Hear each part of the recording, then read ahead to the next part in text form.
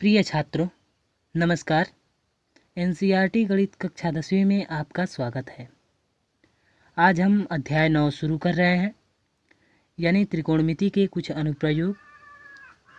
अध्याय का नाम है। तो प्रश्नावली शुरू करने से पहले हम कुछ मुख्य बिंदुओं यानी विशेष बिंदुओं पर चर्चा करेंगे, जिसमें पहला है उन्नयन कोण। तो अब यहाँ पर उन्नयन कोण को समझने के लिए एक कंडीशन ले लेते हैं। जैसे एक समतल भूमि पर कोई टावर, तो यहाँ पर मैंने एक टावर बना लिया है, या मीनार भी कह सकते हैं। आप कोई भवन भी बना सकते हैं, यानी ऊंचाई होनी चाहिए। तो मान लीजिए यहाँ पर कोई प्रेक्षक है। प्रेक्षक का मतलब होता है देखने वाला। तो देखने वाला कोई व्यक्ति होगा। तो जो देखने वाला होगा, यहाँ से इस मीनार के शिखर को यानी ऊपरी बिंदु को देख रहा है, यानी इस बिंदु को मान लीजिए देख रहा है।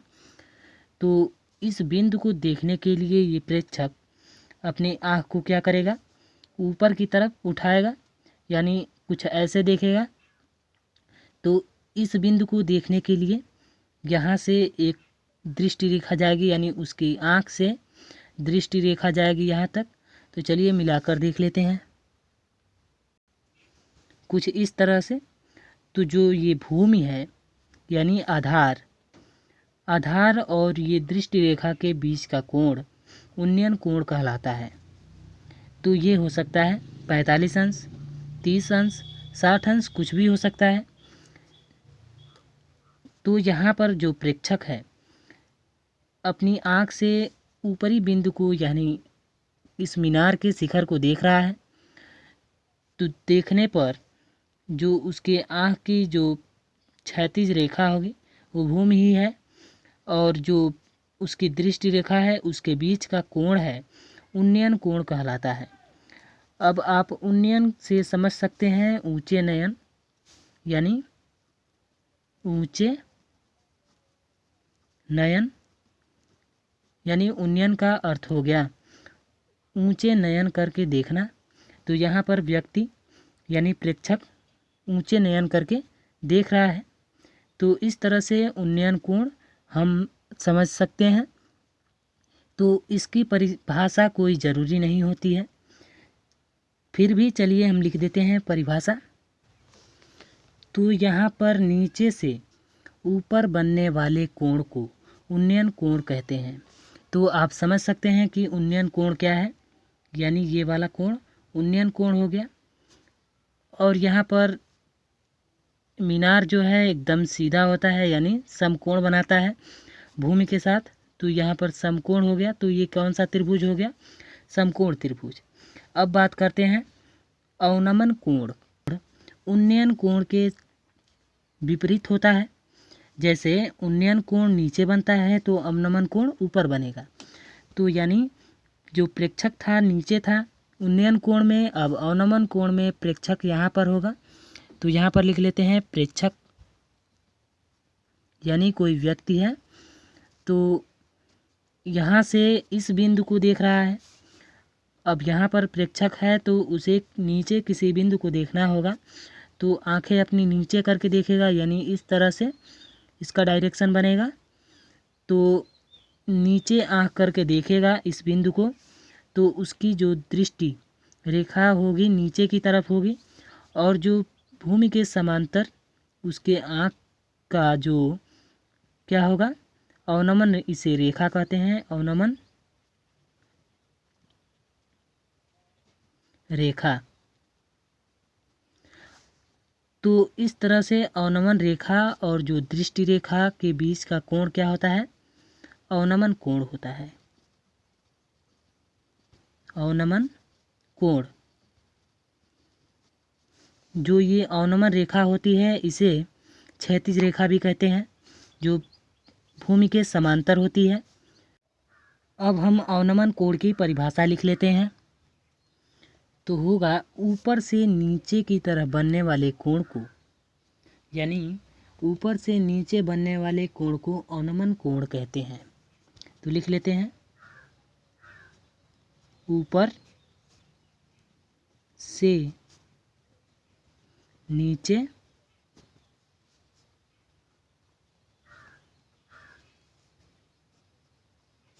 बनने वाले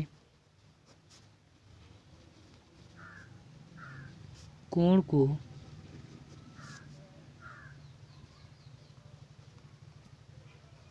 अवनमन कोण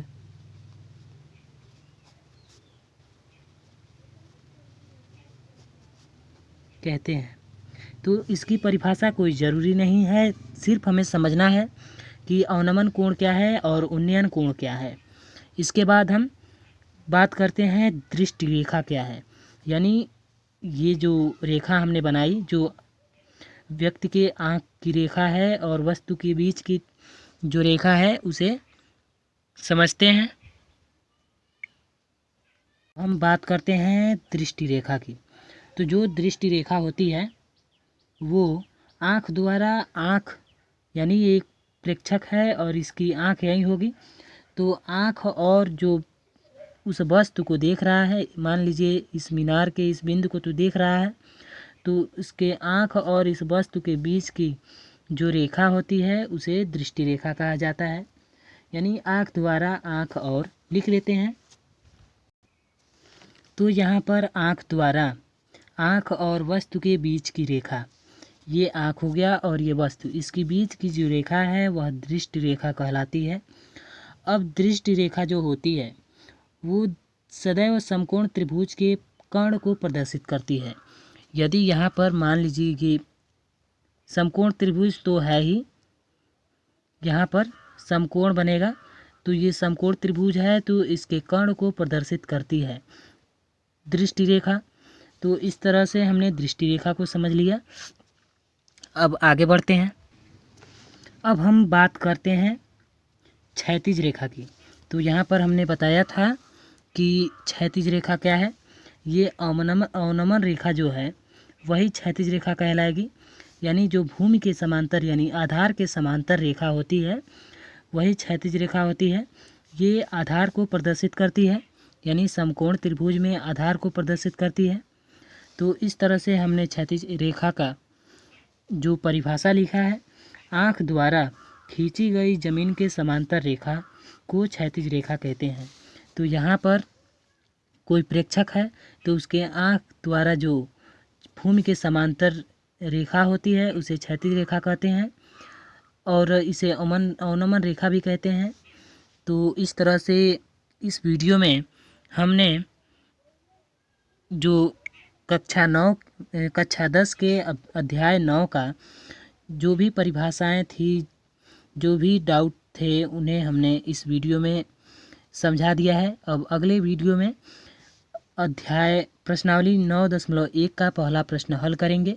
तो बने रहिए जीनियस स्टडी पॉइंट चैनल पर और आपके सभी डाउट क्लियर होंगे और क्रम के अनुसार सभी प्रश्नों को हल किया जाएगा।